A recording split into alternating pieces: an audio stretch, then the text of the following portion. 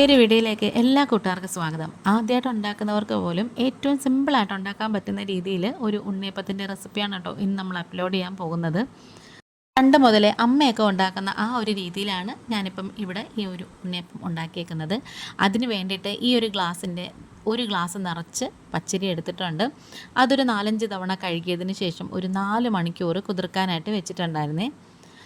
ഇതുപോലെ ഒന്ന് കഴുകിയതിന് ശേഷം ഒന്ന് അടച്ചിടണമെന്നുണ്ടെങ്കിൽ ആ ഒരു പച്ചരിയുടെ പശപ്പൊക്കെ അങ്ങ് പോകും. അതുകൊണ്ടാണ്.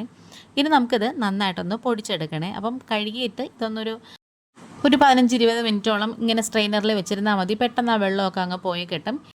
ഇനി നമുക്ക് മിക്സിയുടെ നമ്മൾ ഈ അരിയൊക്കെ പൊടിക്കുന്ന ഒരു ജാറുണ്ടല്ലോ അതെടുത്തിട്ടുണ്ട്. അതിലേക്ക് ഫുള്ള് നമുക്കിതിൽ ഇട്ട് കൊടുക്കാമേ. ഇത് നമുക്ക് നന്നായിട്ടൊന്ന് പൊടിച്ചെടുക്കണം. അതിന് വേണ്ടിയിട്ടാണ്. അരയ്ക്കാനുള്ള ജാറല്ല, ഈ നമ്മൾ അരിയും ബാക്കിയുള്ള സാധനങ്ങളൊക്കെ പൊടിക്കുന്നൊരു ജാറുണ്ടല്ലോ അതാണ് എടുത്തിട്ടുള്ളത്. നന്നായിട്ട് ഇങ്ങനെ ഒന്ന് പൊടിഞ്ഞ് കിട്ടിയിട്ടുണ്ട്. ഇനി നമുക്കിതൊന്ന് അരിച്ചെടുക്കണേ. അപ്പോൾ പണ്ട് മുതലേ നമ്മൾ അമ്മയൊക്കെ ഇങ്ങനെ തന്നെയാണ് ചെയ്യുന്നത്. പലതരത്തിൽ നമുക്ക് ഉണ്ണിയപ്പം ഉണ്ടാക്കാം. ഇൻസ്റ്റൻ്റായിട്ടൊക്കെ നമ്മുടെ ഇടിയപ്പപ്പൊടി ഉണ്ടല്ലോ അതൊക്കെ വെച്ചിട്ടൊക്കെ നമുക്ക് ഉണ്ടാക്കാം. പക്ഷേ അതൊക്കെ ഇത്രത്തോളം പെർഫെക്റ്റ് ആയിട്ട് വരുമെന്ന് എനിക്കറിയത്തില്ല കേട്ടോ. അത് ഞാൻ ചെയ്ത് നോക്കിയിട്ടുണ്ട്. പക്ഷേ എനിക്ക് ടേസ്റ്റ് വൈസ് ഇതാണ് കുറച്ചും കൂടെ നല്ലതെന്ന് തോന്നുന്നത്. ഇത് കുറച്ചും കൂടെ പാടാണ് എന്ന് പറഞ്ഞാൽ നമ്മൾ അരി പൊടിക്കണം, അത് അരിച്ചെടുക്കണം. എങ്കിലും പണ്ട് മുതലേ ഇങ്ങനെയാണ് കേട്ടോ ശരിക്കും ഉണ്ണിയപ്പം നമ്മുടെ അമ്മമാരും അമ്മൂമ്മമാരൊക്കെ ഉണ്ടാക്കിയിട്ടുള്ളത്. അപ്പോൾ ഇതിന് നമുക്ക് നല്ല ടേസ്റ്റും കൂടെ കിട്ടും. ചിലരൊക്കെ ആണെങ്കിൽ ഉണ്ണിയപ്പം പഴം പോലും ഇല്ലാതെ ഉണ്ടാക്കുന്ന കണ്ടിട്ടുണ്ട്. പക്ഷേ അതിനൊക്കെ അത്രത്തോളം ടേസ്റ്റ് കിട്ടുമെന്ന് അറിയത്തില്ല. ഇനി ഇത് നന്നായിട്ട് ഇങ്ങനെ ഒന്ന് അരിച്ചെടുക്കണം. നമ്മളിതേപോലെ ഈ ഒരു അരിപ്പ ഉണ്ടല്ലോ അതിൽ വെച്ചിട്ട് നമുക്ക് നന്നായിട്ട് അരിച്ചെടുക്കണം. ഇത് നമ്മൾ ഗോതമ്പ് പൊടി അരിക്കാനും അതുപോലെ തന്നെ നമ്മൾ കടലമാവോ മൈദ എല്ലാം അരിക്കാനൊക്കെ നമ്മളിതേപോലത്തെ ഒരു അരിപ്പ വെച്ചിട്ടുണ്ടായിരുന്നേ. ആദ്യത്തെ ട്രിപ്പ് നമ്മൾ പൊടിച്ചെടുത്തപ്പം അതിൻ്റെ കുറച്ച് പൊടിയാത്തതുണ്ടല്ലോ കരട് പോലെ കിടന്നത്, അതും കൂടി നമ്മൾ രണ്ടാമത്തെ സ്റ്റെപ്പിലിട്ടപ്പോഴത്തേക്കും നന്നായിട്ട് ഇങ്ങനെ പൊടിച്ചെടുത്തിട്ടുണ്ട്. അങ്ങനെ ഇതുപോലെ കിടക്കും കേട്ടോ. ഇത് വേണമെന്നുണ്ടെങ്കിൽ നമുക്ക് നമ്മൾ ദോശയ്ക്കോ ഇഡ്ഡലിക്കോ ഒക്കെ അരയ്ക്കുമ്പോൾ അതിൻ്റെ കൂടെ അങ്ങ് അരച്ച് ചേർക്കാം. അല്ലെങ്കിൽ ഒന്നും കൂടെ പൊടിച്ച് ചേർത്താലും മതി. നെയ്യപ്പത്തിനാണ് നമ്മൾ കുറച്ച് തരി ഇടുന്നത്, 1-2 സ്പൂൺ തരി ഇടുന്നത്. പക്ഷേ ഉണ്ണിയപ്പത്തിന് നല്ല പൊടിയായിട്ട് നന്നായിട്ട് സ്മൂത്തായിട്ട് തന്നെ പൊടിഞ്ഞ് കിട്ടണേ. അപ്പോൾ എൻ്റെ കയ്യിൽ ശർക്കരപ്പൊടി ഉള്ളതുകൊണ്ട് ഞാൻ അതാണ് കേട്ടോ അലിയിക്കാനിട്ടത്. ഇനി ഞാനിവിടെ ഒരു 5 പാളയംകുടം പഴം എടുത്തിട്ടുണ്ട്. നന്നായിട്ട് പഴുത്ത പഴമാണ് എടുത്തേക്കുന്നത്. ഉണ്ണിയപ്പം ഉണ്ടാക്കാനായിട്ട് ഏറ്റവും നല്ലത് ഇതേപോലത്തെ പാളയംകുടം പഴമാണ്. അതിന് ചെറിയൊരു പുളിരസവും കൂടെ ഉണ്ട്. രസകദളിയോ അല്ലെങ്കിൽ നമ്മുടെ ഞാലിപ്പൂവൻ എന്ന് പറയും. പിന്നെ അതുപോലെ തന്നെ കപ്പപ്പഴമോ ചുമന്ന പഴം എന്നൊക്കെ പറയത്തില്ലേ, അങ്ങനത്തെ ഒന്നും ഇതിന് ചേരത്തില്ല. അപ്പോൾ കത്തി കൊണ്ട് ചെറുതായിട്ട് വെട്ട് കൊണ്ട ഭാഗങ്ങളുണ്ടായിരുന്നു. ഞാനൊന്ന് കട്ട് ചെയ്ത് മാറ്റിയിട്ടാണ് ബാക്കി എടുത്തിട്ടുള്ളത്. പണ്ടൊക്കെ ഉണ്ടല്ലോ കൈ കൊണ്ട് നന്നായിട്ട് ഞെരടിയാണ് ഇത് ഉടച്ച് ചേർത്തിട്ടുള്ളത്. ഞാനിപ്പം സ്മാഷർ എടുത്തിട്ടുണ്ട്. അത് വെച്ചിട്ട് നന്നായിട്ട് നല്ല സ്മൂത്തായിട്ട് ഇങ്ങനെ ഉടച്ച് ചേർക്കാം. ഇത് ശരിക്കും പറഞ്ഞാൽ നല്ല ഉപകാരപ്രദമായ ഒരു ഐറ്റമാണ് കേട്ടോ. നമുക്ക് ഇതൊക്കെ ഉടച്ച് ചേർക്കാനായിട്ട് ഇതുപോലെ ഇങ്ങനെ ഉടച്ചെടുക്കാൻ നല്ല എളുപ്പമാണ്. അപ്പോൾ നമ്മൾ കൈ കൊണ്ട് ഒരുപാടങ്ങ് പ്രസ് ചെയ്യുകയും വേണ്ട. അതുപോലെ തന്നെ മിക്സിയുടെ ജാറിലിട്ട് അരച്ചെടുക്കാതിരിക്കുന്നതാണ് കുറച്ചുകൂടെ നല്ലത്. ഭയങ്കര സ്മൂത്തായിട്ട് അങ്ങനെ ഭയങ്കര ഒരു മാവ് പോലെ അങ്ങനെ കുഴന്നങ്ങനെ അരച്ചെടുക്കണ്ട. ഇതുപോലെ കൈ കൊണ്ട് ഉടച്ചെടുക്കുന്ന ഒരു പരുവത്തിൽ കിട്ടണമെങ്കിൽ ഇതേപോലെ നമ്മൾ സ്മാഷർ ഉപയോഗിക്കുന്നതാണ് നല്ലത്. അല്ലെങ്കിൽ കൈ മതി. അപ്പോൾ ഈ ഒരു വീഡിയോ കണ്ടുകൊണ്ടിരിക്കുന്ന സമയത്ത് നിങ്ങൾക്ക് ഈ ചാനൽ ഇഷ്ടപ്പെടുകയാണെന്നുണ്ടെങ്കിൽ ഒന്ന് ലൈക്ക് ചെയ്യും, ഷെയർ ചെയ്യും, കമൻറ്റ് ചെയ്യും, സബ്സ്ക്രൈബ് ചെയ്ത് സപ്പോർട്ടൂടെ ചെയ്യണം. ഇനി ഇതിലേക്ക് ഞാൻ എടുത്ത് വെച്ചിട്ടുള്ള അരിപ്പൊടിയുടെ കുറച്ച് ഭാഗം ചേർത്ത് കൊടുക്കുകയാണ്. ഫുൾ എപ്പോഴും ഇടുന്നില്ല. ബാക്കി നമ്മൾ ശർക്കര പാനിയും കൂടെ ഒഴിച്ചിട്ട് വേണം നമുക്ക് ഇട്ട് കൊടുക്കാനായിട്ട്. ഏകദേശം ഒരു പകുതി ഭാഗത്തോളമൊക്കെ ഇട്ട് കൊടുത്താൽ മതി. അത് കഴിഞ്ഞിട്ട് നല്ല ചൂട് ശർക്കര പാനി ഉണ്ടല്ലോ അതാണ്, നല്ല ആവി പറക്കുന്ന ശർക്കര പാനിയാണ് കേട്ടോ ഇതിലേക്ക് ഒഴിച്ചു കൊടുക്കുന്നത്. അതുപോലെ ഉണ്ണിയപ്പത്തിന് ശർക്കരപ്പാനി ഒരുപാടങ്ങ് ചേർത്ത് കഴിഞ്ഞാൽ അത് ഭയങ്കര ഒരു കട്ടിയായി പോവേ. ഒരു ചെറിയൊരു മധുരം വേണം, എന്നാൽ മധുരം ഇല്ലാതെ ഇരിക്കരുത്. അങ്ങനെ അത് ചേർത്തതിന് ശേഷം നമ്മൾ ശർക്കരപ്പാനി ഒഴിച്ചതിന് ശേഷം ബാക്കി അരിപ്പൊടിയും കൂടി ഇട്ട് കൊടുക്കുവാണ്. എന്നിട്ട് അതിൻ്റെ മുകളിലേക്ക് ബാക്കി എടുത്ത് വെച്ചിട്ടുള്ള ശർക്കരപ്പാനി ഉണ്ടല്ലോ അതും കൂടി ഇട്ട് കൊടുക്കുവാണ് കേട്ടോ. ഇതിലേക്ക് ആ ഒരു സമയത്ത് കുറച്ച് ഏലക്ക പൊടിച്ചതും കൂടി ചേർത്ത് കൊടുത്തിട്ടുണ്ട്. ഇനി ബാക്കിയുള്ള ഒരു ശർക്കരയുടെ വെള്ളവും കൂടി ഒഴിച്ചിട്ട് കൈ കൊണ്ട് ഇപ്പോൾ നല്ല ചുട്ടു പൊള്ളുവാണ് കേട്ടോ, നല്ല ചൂടുണ്ട്. അത് നന്നായിട്ട് ഇങ്ങനെ ഒന്ന് മിക്സ് ചെയ്ത് യോജിപ്പിച്ചെടുക്കണം. അതുപോലെ തന്നെ ഈ ഒരു മാവിൻ്റെ പരുവം എന്ന് പറയുന്നത് ദോശമാവ് പോലെ അല്ലെങ്കിൽ അതിനേക്കാളും ഒത്തിരി ലൂസായിട്ടങ്ങ് പോകരുത്. ചെറിയൊരു തിക്നെസ് വേണം, കുറച്ചൊന്ന് കട്ടി വേണം കേട്ടോ. അതുകൊണ്ട് തന്നെ ഇതിലേക്ക് നമ്മൾ ലാസ്റ്റ് ഒരു മാവും കൂടി ചേർക്കുന്നുണ്ട്. ഒരു നുള്ളു സോഡാപ്പൊടിയും കൂടി ചേർത്ത് കൊടുക്കാം. ഒത്തിരി അങ്ങ് ആയി പോകരുത്. ഒരുപാട് സോഡാപ്പൊടി ചേർക്കുകയാണെന്നുണ്ടെങ്കിൽ അതിൻ്റെ ഉൾഭാഗത്തു നിന്നൊക്കെ പുറത്തേക്ക് ചാടി വരും. ഇതാണ് നമ്മൾ നേരത്തെ പറഞ്ഞത്. 1 ടേബിൾ സ്പൂണോളം ഗോതമ്പ് മാവുണ്ടല്ലോ അതും കൂടി ചേർത്ത് കൊടുക്കാം. മൈദ ഒഴിവാക്കുന്നതാണ് നല്ലത്, ഗോതമ്പാണ് നല്ലത് കേട്ടോ.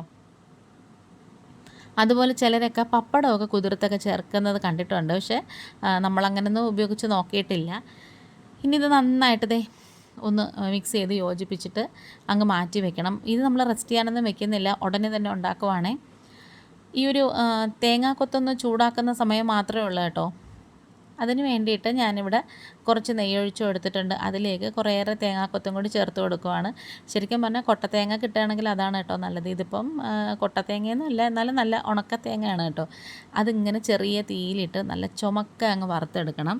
ഏകദേശം നന്നായിട്ട് ഇങ്ങനെ ചുമന്ന് വരുമ്പോഴത്തേക്ക് നമുക്കിതിലേക്ക് എള്ള് കൂടെ ചേർത്ത് കൊടുക്കാം. ചിലരൊക്കെ ജീരകം ചേർക്കാറുണ്ട്. അപ്പം ജീരകത്തിൻ്റെ ഒരു ഫ്ലേവർ നിങ്ങൾക്ക് ഇഷ്ടപ്പെടുകയാണെന്നുണ്ടെങ്കിൽ ചേർക്കാം. പക്ഷേ നമ്മളങ്ങനെ ജീരകം ചേർക്കാറില്ല, ഇതുവരെയും ചെയ്തിട്ടില്ല. എപ്പോഴും നമ്മൾ ചേർക്കുമ്പോൾ കുറച്ച് എള്ള് ചേർക്കാറുണ്ട്. പിന്നെ ഇതേപോലെ തേങ്ങാക്കൊത്ത് മൂപ്പിച്ചതും കൂടി ചേർക്കാറുണ്ട് കേട്ടോ. നെയ്യിലിങ്ങനെ തേങ്ങ മൂപ്പിച്ച് ചേർക്കുമ്പോൾ തന്നെ അതിനൊരു പ്രത്യേക മണമാണ്. ഇനി ഗ്യാസ് ഓഫ് ചെയ്യണം. നമുക്ക് ആ മാവിലേക്ക് അങ്ങ് ഒഴിച്ചു കൊടുത്തിട്ട് എള്ളും കൂടി ഇട്ടിട്ട് ഒഴിച്ചു കൊടുത്തിട്ട് നന്നായിട്ടൊന്ന് മിക്സ് ചെയ്തിട്ട് ഉണ്ണിയപ്പം ചുടാമേ. അതുപോലെ തന്നെ ചാനൽ സബ്സ്ക്രൈബ് ചെയ്യാതെ കാണുന്ന കൂട്ടുകാരാരെങ്കിലും ഉണ്ടെങ്കിൽ ആ ബെല്ലൈക്കൺ ഒന്ന് പ്രസ് ചെയ്യണം, സബ്സ്ക്രൈബ് ബട്ടൺ ഒന്ന് പ്രസ് ചെയ്യണം. എന്നിട്ട് അതിൽ ഓൾ എന്ന ഓപ്ഷനും കൂടി കൊടുക്കുകയാണെന്നുണ്ടെങ്കിൽ ഞാനിടുന്ന വീഡിയോസൊക്കെ നോട്ടിഫിക്കേഷനായിട്ട് നിങ്ങൾക്ക് കിട്ടത്തുള്ളൂ. ശരിക്കും പറഞ്ഞാൽ ഒരു പഴയകാല റെസിപ്പിയാണ് കേട്ടോ ഇത്. ഇതിന് ഒരു പ്രത്യേക ടേസ്റ്റുമാണ്. നല്ല സോഫ്റ്റാണ് ഈ ഒരു ഉണ്ണിയപ്പം. അത് ഞാൻ തുടക്കത്തിലെ വീഡിയോ കാണിച്ചു തന്നിട്ടുണ്ടായിരുന്നു. ഇപ്പം മാവ് കുറച്ച് കട്ടിയായിട്ടൊക്കെ വന്നിട്ടുണ്ട്. ഇനി നമുക്ക് ഉണ്ണിയപ്പക്കാര വെച്ച് കൊടുക്കാം, എന്നിട്ട് ചുട്ടെടുക്കാമേ. അപ്പം മധുരം എല്ലാം പാകത്തിനായിട്ടുണ്ടോ എന്ന് ഞാൻ നോക്കുന്നുണ്ടായിരുന്നു. എല്ലാം കറക്റ്റായിട്ടുണ്ട്. ഇനി ഇതുപോലെ ഉണ്ണിയപ്പം ചട്ടി വെച്ച് കൊടുക്കാം, എന്നിട്ട് നമുക്ക് ഉണ്ണിയപ്പം ചുട്ടെടുക്കാം. അതിന് വേണ്ടിയിട്ട് ഞാനിപ്പോൾ ഇവിടെ വെളിച്ചെണ്ണയാണ് കേട്ടോ എടുക്കുന്നത്. അപ്പോൾ എപ്പോഴും നമ്മൾ വെളിച്ചെണ്ണ എടുക്കുന്നതാണ് നല്ലത്.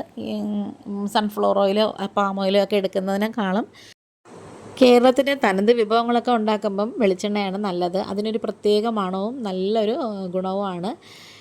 അങ്ങനത്തെ നമ്മുടെ എണ്ണയൊക്കെ ചൂടായിട്ട് വന്നപ്പോഴത്തേക്കും ഞാനിതുപോലെ മാവ് ഒഴിച്ചു കൊടുക്കുവാണ്. പിന്നെ നമ്മൾ ശ്രദ്ധിക്കേണ്ട ഒരു കാര്യം, എപ്പോഴും മാവ് ഒഴിക്കുമ്പം ഒരു 1/4 ഭാഗം മുങ്ങിക്കിടക്കത്തക്ക രീതിയിൽ ഒഴിക്കാവൂ. നമ്മൾ നിറച്ച് ഒഴിക്കുകയാണെന്നുണ്ടെങ്കിൽ അത് കവിഞ്ഞ് പുറത്തേക്കൊക്കെ ചാടും. അതുകൊണ്ടാണ്. അങ്ങനെ നമ്മളിത് ഇട്ടതിന് ശേഷം തീ ഒന്ന് ഒരു മീഡിയത്തിൽ വെക്കണം. മീഡിയത്തിൽ ഹൈഡും ആക്കി വെക്കുമ്പോഴത്തേക്ക് അത് പതിയെ ഇങ്ങനെ പൊങ്ങി വരും. പൊങ്ങി വരുമ്പോഴത്തേക്കും നമുക്ക് മറിച്ചിട്ട് കൊടുക്കാം. ഒരു വശം ഒന്നും ഒട്ടിപ്പിടിച്ചിട്ടില്ല കേട്ടോ, നമുക്ക് പതിയെ ഒന്ന് മറിച്ചിട്ട് കൊടുക്കാം. ഇട്ട് കൊടുത്തതിന് ശേഷം 2 വശവും ചെറുതായിട്ടിങ്ങനെ മൊരിഞ്ഞ് വരുമ്പോഴത്തേക്കും നമുക്ക് പ്ലേറ്റിലേക്ക് വാങ്ങി വെക്കാമേ. അപ്പം കുറേ ദിവസങ്ങൾ കൊണ്ട് ഉണ്ടാക്കണമെന്ന് വിചാരിച്ചിരുന്നൊരു റെസിപ്പിയാണ് കേട്ടോ ഈ ഒരു ഉണ്ണിയപ്പം എന്ന് പറയുന്നത്. എല്ലാ കാര്യങ്ങളും A to Z വരെയുള്ള എല്ലാ കാര്യങ്ങളും നല്ല പെർഫെക്റ്റായിട്ട് ഞാനിപ്പം ഈ ഒരു ഉണ്ണിയപ്പത്തിൻ്റെ റെസിപ്പിയിൽ പറഞ്ഞിട്ടുണ്ട്. അപ്പോൾ ഇനി എന്തെങ്കിലും സംശയമുള്ളവർക്ക് നമ്മുടെ താഴെ കമൻറ്റിൽ ഒന്ന് ചോദിച്ചാൽ മതി. എനിക്കറിയാവുന്നതാണെങ്കിൽ ഞാൻ പറഞ്ഞുതരാം കേട്ടോ. അങ്ങനെ നമ്മളിത് തിരിച്ചു മറിച്ചും മൊരിച്ചിട്ട് ഒരു ബ്രൗൺ നിറമൊക്കെ ആകുമ്പോൾ നമുക്കിത് വാങ്ങി വെക്കാം. ഓവർ ബ്രൗൺ നിറം ആവണമെന്നുണ്ടെങ്കിൽ അതിൻ്റെ ഉൾഭാഗവും പുറം ഭാഗവും ഒക്കെ ഭയങ്കരമായിട്ടും കട്ടിയായി പോവും. ഇത് നാളത്തേക്ക് ഇരുന്ന് കഴിഞ്ഞാലും ഭയങ്കരമായിട്ട് കട്ടിയാവും. അങ്ങനെ നമ്മളിത് കുഴിക്കകത്തുനിന്ന് കരക്കെടുത്ത് വെച്ചേക്കണം കുറച്ച് സമയം. എന്നിട്ട് ആ എണ്ണയൊക്കെ വാർന്നതിന് ശേഷം അടുത്തൊരു ബാച്ച് ഇട്ട് കൊടുക്കാമേ. നല്ല സിമ്പിളാണ് കേട്ടോ, നമ്മൾ അരി പൊടിച്ചിട്ട് എടുക്കുന്നതാണ്. അല്ലാതെ നമുക്ക് ഉണ്ടാക്കാം. അതിൽ നമ്മൾ കുറച്ച് സമയം റെസ്റ്റ് ചെയ്യാനൊക്കെ വെച്ചാൽ കുറച്ച് നല്ലതാണ് കേട്ടോ. കുറച്ച് സോഡാപ്പൊടിയൊക്കെ ചേർത്തിട്ട് ഒരു 2 മണിക്കൂറൊക്കെ വെക്കുകയാണെന്നുണ്ടെങ്കിൽ ആ മാവ് കുറച്ചുകൂടെ നന്നായിട്ട് വരും, പെർഫെക്റ്റായിട്ട് വരും. നമുക്ക് റവ കൊണ്ട് വേണമെങ്കിലും ഉണ്ണിയപ്പം ഉണ്ടാക്കാം. അതുപോലെ തന്നെ നുറുക്ക് ഗോതമ്പ് വെച്ചിട്ട് ഉണ്ണിയപ്പം ഉണ്ടാക്കാം. പിന്നെ മാങ്ങ കൊണ്ടും ചക്കപ്പഴം കൊണ്ടും ഒക്കെ നന്നായിട്ട് നല്ല ടേസ്റ്റി ആയിട്ട് ഉണ്ണിയപ്പം ഉണ്ടാക്കാം.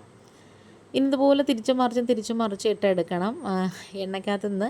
അത് ഒട്ടും തന്നെ ഒട്ടിപ്പിടിക്കാതെ നല്ല പെർഫെക്റ്റായിട്ട് വന്നിട്ടുണ്ട്. അങ്ങനെ ഏറ്റവും ലാസ്റ്റത്തെ ഉണ്ണിയപ്പവും കൂടി നമ്മൾ വറുത്ത് എടുത്തിട്ടുണ്ട്. ആദ്യം ഒഴിച്ച എണ്ണയാണ്, അങ്ങനെ ഒരുപാട് അങ്ങ് എണ്ണയൊന്നും പോയിട്ടില്ല. അങ്ങനെ ഇതും കൂടി നമുക്ക് കോരി വെക്കാം. ഇനി നമുക്ക് തംബ്നെയിലിൻ്റെ വീഡിയോ എടുക്കണം, ഫോട്ടോ എടുക്കണം. നമ്മുടെ പെർഫെക്റ്റായിട്ടുള്ള ഉണ്ണിയപ്പം റെഡി ആയിട്ടുണ്ട്. വീഡിയോ കണ്ടിട്ട് ഇഷ്ടപ്പെട്ട ചാനലൊന്ന് സബ്സ്ക്രൈബ് ചെയ്ത് സപ്പോർട്ട് ചെയ്യണേ. അതുപോലെ തന്നെ ഇതുവരെയും ഉണ്ണിയപ്പം ഒന്നും ഉണ്ടാക്കിയിട്ടില്ലാത്തവർ ഈ ഒരു രീതിയിലൊന്ന് ട്രൈ ചെയ്ത് നോക്കണം. എന്നിട്ട് ഫീഡ്ബാക്ക് ഇടണേ. നല്ല സോഫ്റ്റാണ്, നല്ല സ്പോഞ്ചിയാണ്, അടിപൊളി ടേസ്റ്റുമാണ് കേട്ടോ.